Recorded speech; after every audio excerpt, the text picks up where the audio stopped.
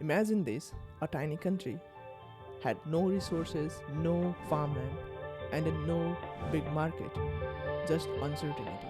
It is Singapore. In 1965, Singapore's per capita income was only $516 and unemployment was 10 to 12%. A huge part of population lived in slums and overcrowded housing, and many experts believe that this country may not survive. That same country on more than 90,000 per person as per World Bank report in financial year 24-25, which is richer than many developed countries. Think about that, from survival to global wealth, from slum to skyline, and from doubt to discipline. So the real question is, what exactly changed? Was it luck?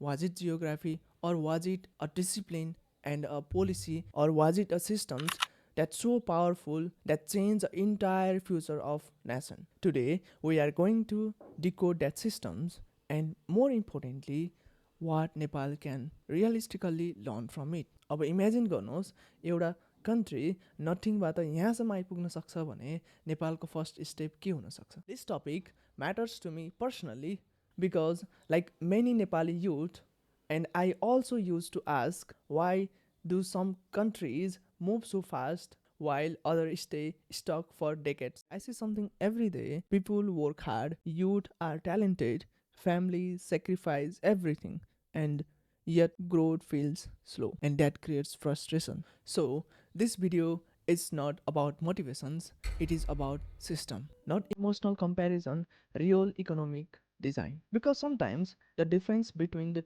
rich and poor nation is not talent, it is sequence. We will understand these transformations in four clear phases. अन्त्यमा हामी नेपालको लागि एउटा realistic direction explore गर्नेछौँ. They did not start with slogan. They built an institution, the Economic Development Board. This becomes the brain of the country. One focused team, one clear mission, bring industries, bring investors, and create jobs. This is so much power. Poor countries often start with dreams, but successful countries start with institutions. सिङ्गापुरको domestic market धेरै सानो थियो, त्यसैले उनीहरूले एउटा bold decision लिए. So they changed the game. Instead of producing for themselves, they started to produce for the world. This is where export-led growth started. Factories, electronics, manufacturing, trade zones, foreign companies. The government made it easy due to tax incentives, stable rules, industrial parks, fast approvals. This is where the miracle truly accelerated. And here is the surprising truth. Singapore was not pure free market. It was disciplined and state-guided capitalism. Open to world, strict at home, that changed everything. Now, here is where most countries fails. They became comfortable. By 1980s, when cheap labor was no longer enough, they upgraded it before crisis hit. This is genius. They moved from the low value market to the high value industries. Skill becomes national policy, technical education, workforce retraining, technology partnership, higher productivity. This is why they never got trapped in stagnation. The economy kept reinventing itself. This one idea gave me goosebumps when I studied it. They upgraded before pain forced them to. That is leadership, that is vision. नेपालमा पनि यही सोच चाहिन्छ. Before problem becomes crisis. Once manufacturing becomes strong, Singapore made another dip. This time into finance, logistics, and global service. They did not depend on one sector. They built layers: trade, banking, shipping, investment ecosystems. That's why today Singapore is not just rich, it is resilient. A country becomes truly powerful when growth comes from multiple engines. This is the final form of economic maturity. Now the big questions. Can Nepal become Singapore? Geographically, no. But strategically, yes. Not by copying the country, by copying the logic of upgrading. And listen, this is not just a theory. Right now, in 2026, we have a real opportunity.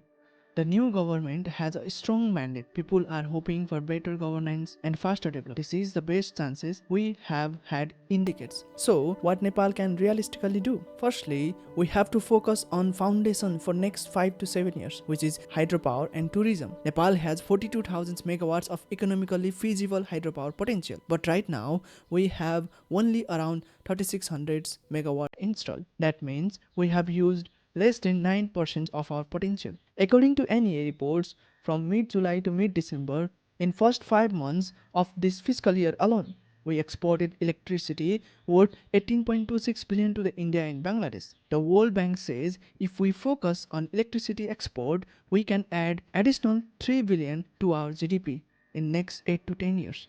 Tourism is another big opportunity. In March 2026 alone, we welcomed more than 120,000 foreign tourists.